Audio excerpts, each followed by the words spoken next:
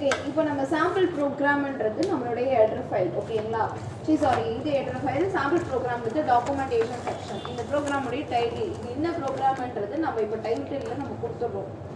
இப்போ header file கொடுத்துருக்கோம் ash include standard input output dot header file Kansal input output dot header file ஓகேங்களா இந்த header file நீங்கள் program type பண்ணும்பொழுது இதை டைப் பண்ணணுன்ற அவசியம் கிடையாது இது உங்களுடைய அண்டர்ஸ்டாண்டிங்காக நான் கொடுத்துருக்கேன் ஓகேவா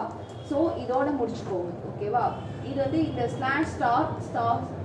இது எல்லாமே ஹைட் ஆகிடும் இது உங்களுக்கு நான் எக்ஸ்பிளனேஷன் கொடுத்துருக்கேன் மெயின் ஃபங்க்ஷன் கொடுத்துருக்கீங்க கிளியர் ஸ்க்ரீன் printfல வெல்கம் அப்படின்னு கொடுத்துட்றீங்க printfல /n so new line ***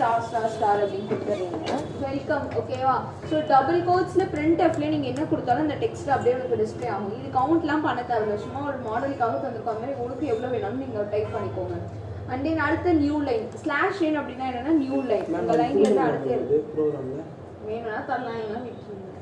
and then hi have a nice day அப்படின்னு கொடுத்துருக்கோம் அதுக்கு அடுத்த லைன் printfல new line /t tab space அந்த ஸ்பேஸ் விட்டு மூவ் ஆகும் உங்களுக்கு டிஸ்பிளே ஆகும் அடுத்த லைனில் சொல்கிறேன் குட் ஈவினிங் அப்படின்னு கொடுத்துருக்கோம் and then get ch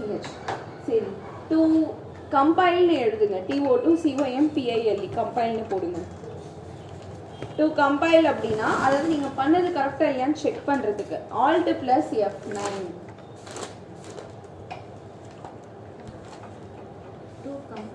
to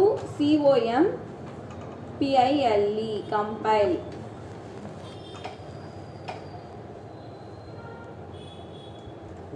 எழுதிட்டீங்களா Alt + F9 ஓகேவா அடுத்து TO2 RUN ரன் பண்ணுறதுக்கு Control + F9 கொடுக்கணும் அப்போ தான் உங்களுக்கு அவுட்புட் வரும் to run TO2 RUN Control + F9 ஓகேவா இப்போ அவுட்புட்னு போட்டு இது எடுத்துக்கணும்